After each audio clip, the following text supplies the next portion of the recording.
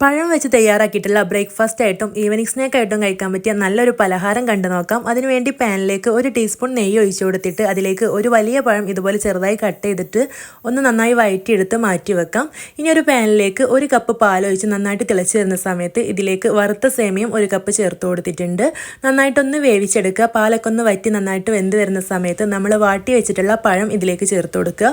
Flame off ചെയ്ത ശേഷം 2 table spoon പഞ്ചസാരയും കൂടെ ചേർത്ത് നന്നായിട്ട് മിക്സ് ചെയ്തെടുക്കുക. ഇനി അതും കൂടെ മാറ്റി വെക്കാം. ഇനി ഒരു പാനിലേക്ക് 4 മുട്ട പൊട്ടിച്ച് ഒഴിച്ചു കൊടുക്കുക. നന്നായി മിക്സ് ചെയ്തെടുത്ത ശേഷം 1 ടീസ്പൂൺ ഏലക്കായ്പ്പൊടിയും 1 നുള്ളു ഉപ്പും 1 കപ്പ് പാലും ചേർത്ത് നന്നായിട്ടൊന്ന് മിക്സ് ചെയ്തെടുക്കുക. പഴത്തിൻ്റെയും സേമിയത്തിൻ്റെയും കൂട്ട് ഇതിലേക്ക് ചേർത്ത് 2 ടേബിൾ സ്പൂൺ പഞ്ചസാര കൂടെ ചേർത്ത് നന്നായിട്ട് മിക്സ് ചെയ്തെടുത്തിട്ടുണ്ട്.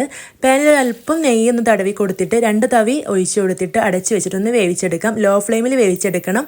ഒരു വശം വെന്ത് വരുന്ന സമയത്ത് തിരിച്ചിട്ട് കൊടുക്കുക. നല്ല അടിപൊളി പലഹാരം റെഡി ആയിട്ടുണ്ട്. ഇഷ്ടമായിട്ടുണ്ടെങ്കിൽ ലൈക്ക് ചെയ്യാനും ഷെയർ ചെയ്യാനും ഫോളോ ചെയ്യാനും മറക്കരുത്.